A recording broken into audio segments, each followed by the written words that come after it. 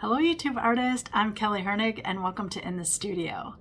Today I wanted to share my journey for the search of my 2026 muted but soft watercolor palette.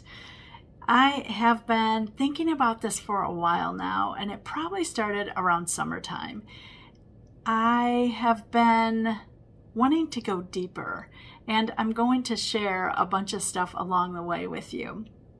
So I want to share color, I want to share my inspiration, I want to share what my past palettes have looked like, and what I felt like this one was missing, and why I want to dig a little deeper into what I'm feeling here. You know, that pull of color and what it means to you, and just the journey that it holds, because I think color is a very personal thing. And if you've been here for any length of time, you know I'm muted, you know I like to desaturate everything, but I'm also getting a little bolder, just a tiny. But it is something that's been transforming along the way, and that's just because I'm doing, right? I'm painting a lot, I'm experimenting in my sketchbook all the time, and it's something that I've really wanted to feel stronger about, go deeper and bolder and richer, and have just that warm hug feeling is really what I'm looking for from this palette. I know that's a lot for a painting palette, but it's somewhere that I really want to just begin putting it together and see where it ends. I'm hoping by the end of January I have my palette ready to share, but I thought it would be nice for you to hear the steps that I'm taking to get me there, because it started last year and it started early in the year.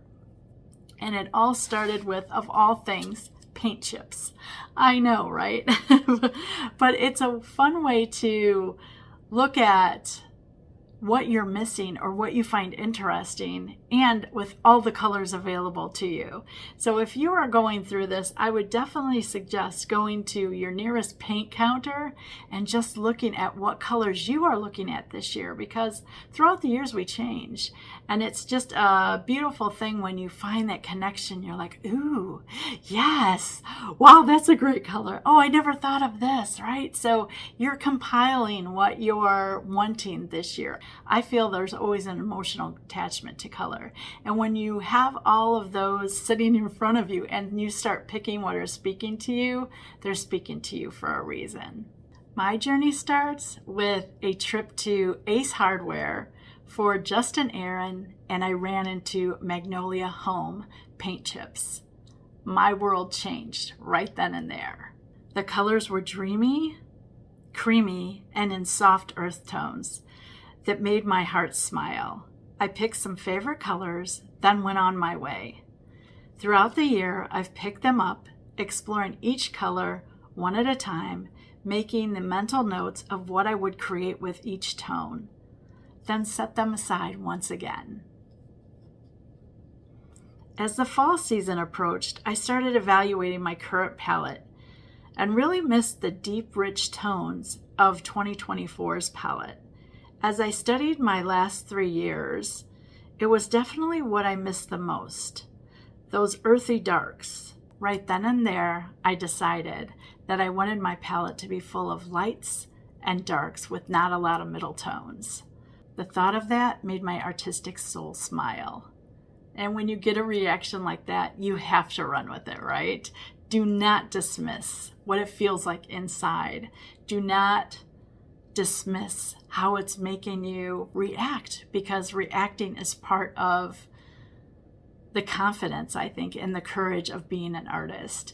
We need to know what sets us on fire so that we can go and creatively explore that. The only way I knew how to go into picking my colors was to get every color I own out. And believe me, that's a lot. I love handmade colors. I love my Daniel Smith colors. I love Da Vinci. So I'm pulling every color that I have out, and I'm starting to do swatches. I know that this palette will be mostly handmade because that is what I really enjoy, those unique colors that a handmade artist does. Not something to be manufactured over and over and over again, right? I like those small batches that are a little different each time they come out. And when I first tried handmade colors, I was able to pick what I liked and react to them in a way that I didn't have with tube colors. Yes, there are my favorites. Buff Titanium, you know that. Hematite Violet Genuine, I will never give away. I love Burnt Scarlet and Quinacridone Orange. Those are some of my staple colors. But I want to dig deeper this year. I want to go richer and more off the mainstream, if that makes sense. I want to create with what just speaks to me, not what I'm supposed to have. I don't want to have a yellow, a red, and an orange, and a green, and a purple, and a blue, right? I want those colors that reflect who I am, what I look at, what I think about, and how they connect to my surroundings.